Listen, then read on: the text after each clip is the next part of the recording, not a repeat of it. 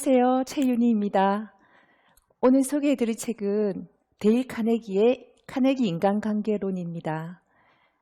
자기계발 서적 중에서 단 하나만 고전을 꼽으라고 하면 대부분의 사람들이 이 책을 꼽을 정도로 많이 읽히고 알려져 있는 책이지요.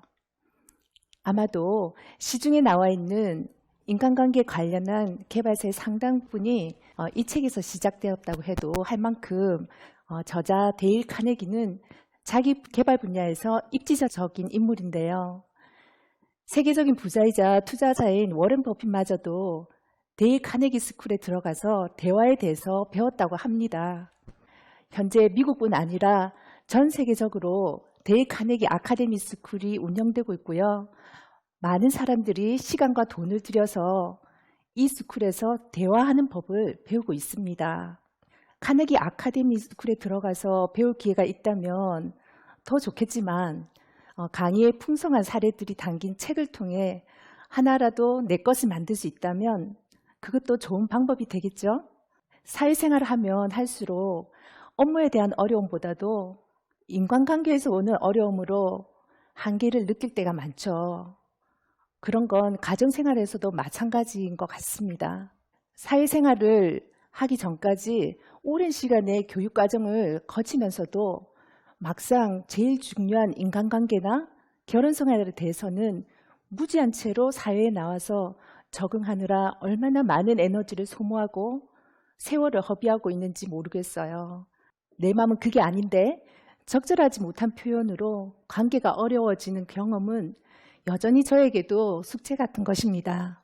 사람에 대해서 이해하고 말하는 방법에 대해서 좀 더 배우고 훈련한다면 우리의 삶은 훨씬 행복하고 만족스러운 삶이 살아갈 수 있지 않을까요? 이 책은 사람들이 당신을 좋아하도록 만드는 6가지 방법, 사람들을 설득하는 12가지 방법, 기분을 상하게 하거나 적개심을 불러일으키지 않고도 사람을 바꾸는 9가지 방법, 결혼 생활을 행복하게 하는 7가지 방법 등 풍성한 사례들과 당장이라도 실천할 수 있는 실용적인 원칙들을 제시하고 있고 또 실제로 이런 원리들을 통해 사람들의 삶이 뿌리채 뒤집히는 모습을 보여주고 있습니다. 어떤 내용인지 궁금하시죠? 좋은 내용들이 너무 많지만 제가 3가지만 소개해 드릴까 해요. 저명한 심리학자인 알프레드 아들러는 그에 져서 삶의 의미에서 다른 사람에게 관심이 없는 사람은 살아가면서 가장 커다란 문제와 마주치고 다른 사람에게 가장 커다란 피해를 끼치는 사람이다. 그런 사람들로부터 인류의 가장 커다란 폐해가 생겨난다고 그렇게 말했다고 합니다. 이건 정말 무서운 얘기가 아닌가요? 첫 번째, 사람들과 친해지려면 먼저 그 사람에게 관심을 가지는 노력부터 해야 된다고 합니다.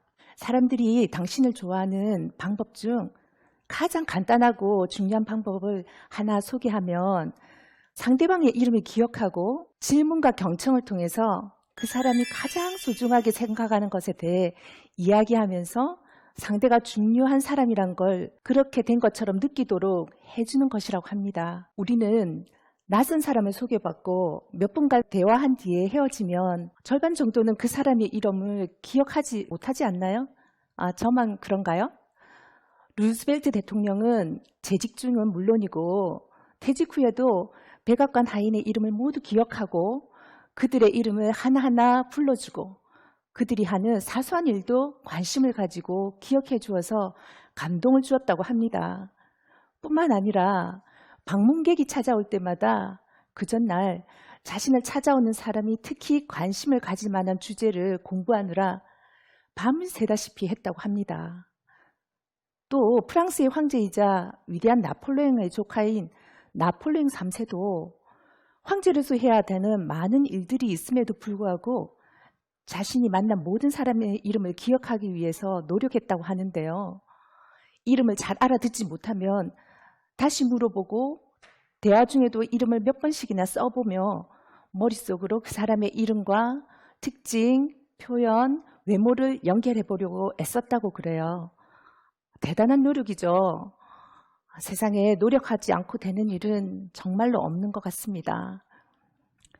두 번째, 상대를 설득하게 할 때는 어떻게 해야 될까요? 상대를 설득하는 방법 중 하나는 다른 사람의 의견을 존중하고 절대로 틀렸다고 이야기하지 않는 것이라고 합니다. 오히려 나도 틀릴 수 있고 자주 틀린다고 인정하게 되면 어떤 어려운 상황도 마주치지 않게 된다고 하는데요. 그렇게 되면 논쟁이 중단되고 다른 사람들로 하여금 그들 역시 틀릴 수 있다는 열린 마음, 넓은 마음을 가질 수 있게 된다고 하는데요. 반대로 우리가 굳이 말하지 않아도 표정으로, 억양으로, 제스처를 통해서 다른 사람이 틀렸다는 이야기를 나도 모르게 전할 수 있습니다. 하지만 그에게 틀렸다고 이야기한다고 해서 그 사람을 나의 생각에 동의하도록 만들 수 있는가? 절대로 아니라고 합니다. 이미 그 사람의 지성, 판단력, 자부심, 자존심에 일격을 날린 것과 같은 거죠. 그 사람은 그 일격을 받아치고 싶을 뿐 자신의 생각을 바꾸지는 않는다는 것이죠. 이미 그의 감정을 다치게 했기 때문입니다. 미국 역사상 가장 유능하고 상냥하고 사람을 잘 사귀는 사람들 중 한 사람이던 벤저민 프랭클린도 실수나 저지르고 다니던 젊은 시절에 오랜 친구로부터 날카로운 진실을 들었다고 하는데요. 넌 구제불능이야. 내 의견은 너와 다른 사람들을 찌르는 가시가 있어. 내 의견은 다른 사람을 형편으로는 받아들이기 힘들어. 그래서 다른 사람들은 내 의견에 관심이 없지. 네 친구들은 네가 없을 때 더 즐거워해. 등등 이렇게 혹평을 했을 정도로 그랬는데요. 훌륭하게도 이 비판을 받아들이고 당장 태도를 바꾸기로 했다는 것이죠. 그래서 다른 사람의 감정에 직접적으로 반대하는 활동이나 말을 삼가하고 자신이 확신에 찬 말도 삼가하면서 확실히 의심할 여지 없이 같은 단정적인 표현을 쓰기보다는 내가 알기로는 내 생각에는 지금은 이렇게 보이는데 이렇게 말하면서 겸손한 태도를 취했더니 사람들은 기꺼이 자신의 편을 들어주었다고 합니다. 내 방식을 변화시킨다는 게 정말 어려운 것인데 너무 대단하지 않나요? 사람은 충분히 고통스러울 때 비로소 변화한다고 하는데 고통스럽기 전에 변화할 수 있다면 얼마나 좋을까요? 세 번째, 아이에게, 배우자에게 혹은 직원에게 고쳐주고 싶은 잘못이 있습니까? 기분을 상하게 하지 않고 그 사람을 바꾸고 싶다면 먼저 격려하고 그 사람이 고치기 쉬운 것처럼 느끼게 하라고 합니다.